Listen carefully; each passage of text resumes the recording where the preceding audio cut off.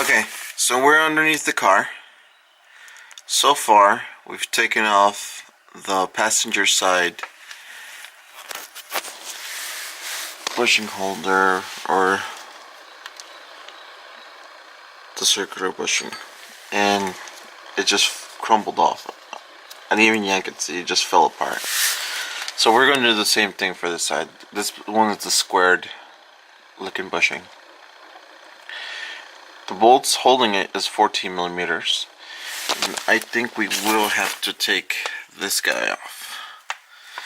And this is the lift plate, the jack plate, whatever. I think it might be a 10 millimeter or 12. I'm not sure. Also, in case we need more access to remove the bushings, we'll have to loosen it up from up here, right there. There's a bolt there. I didn't see a bolt to the steering rack. Maybe there is. I didn't check it out, but I think that one's more accessible. We will just have to mark it, take it off. That way we have some room to play with to put the bushings around. So let's get to it. Okay, so we got both of the two supports for the steering rack out. The old steering rack bushings. This one literally fell apart when it came out, and this is the square one. The circular one was easier to get out. That's the passenger side. This is the driver's side. The one on the driver's side, you're gonna have to disconnect the lower steering knuckle. It's a 12 millimeter, and then you're gonna have some space to work with it. These are the new ones, obviously square. And now WHITELINE provides you two of them. One is smaller, one is bigger. You're going to use the bigger one for the 97 Subaru Legacy. This might differ for your car. Also, one more thing before we install it back in. So to get this out, it was a bit of a tight squeeze. What I was thinking is grinding this down, this lip right here, both of them, and just maintain these, because this is going to be securing it in place. Once it's in the car, the lip is not going to go anywhere. I mean, the bushing's not going to go anywhere because it's going to be tight. There's no way it's going to be slipping out of place or anywhere like that. And plus, look how much you got left. So even if we grind it down just a bit, it will make this installation easier, or this installation whenever you have to replace the steering rack. It just has too much lip. Alright, let's get underneath the car so you can see what was going on.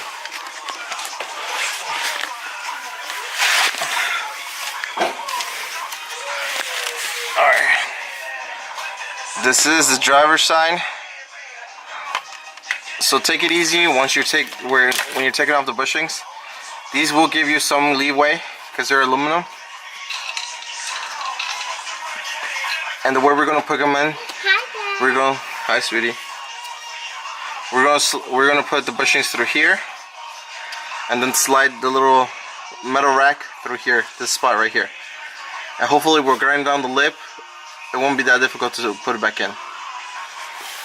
The passenger side, that one was cake. That was no problem. So you definitely want to take off the steering knuckle from underneath. Before you do it, mark it. That way you won't have any issues when you put it back in, which way the steering wheel is facing, or the wheels are straight, or whatever, blah blah. But before we do that, we're gonna clean this up real good and then put the other bushings back on. Okay, so I just cleaned up the mount, and I did what I told you guys I was gonna do. I took a Dremel, I cut it down a bit. Then I took a sander and smoothed it so it's nice and smooth. See, it still has a lip to retain the gasket in there.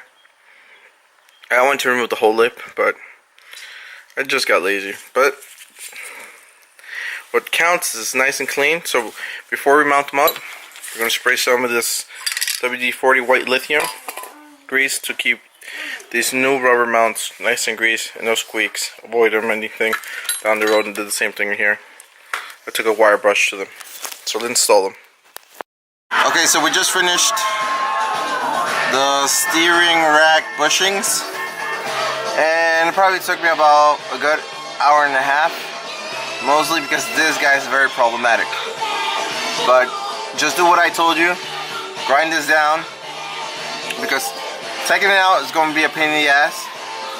I managed to take it out this way. I pried it this way, and the lines will give a little bit, but don't overstress them because you can break them. Hi.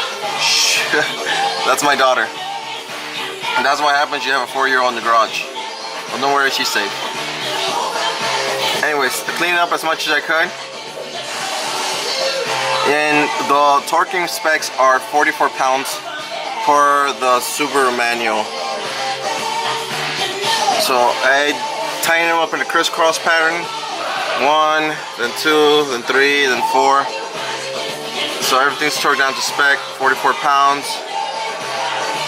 We should be good to go. We can scratch that off our list for improving the suspension on this 97 Subaru. Okay, now that we have the Subaru back on the ground, we tighten up the bolts to the strut mount. I could be wrong, but I believe these were 15 pounds each. Also, on a side note, I was looking online for a strut bar for this, but I couldn't find one. If anyone has a link or know where I could get one, please message me below or leave a comment. The reason I want to get one is, I was thinking, you know, just the strut just being held by 3 bolts, but with a strut bar, I have that plate. I don't know. I guess I want the plate for more support, more rigidity.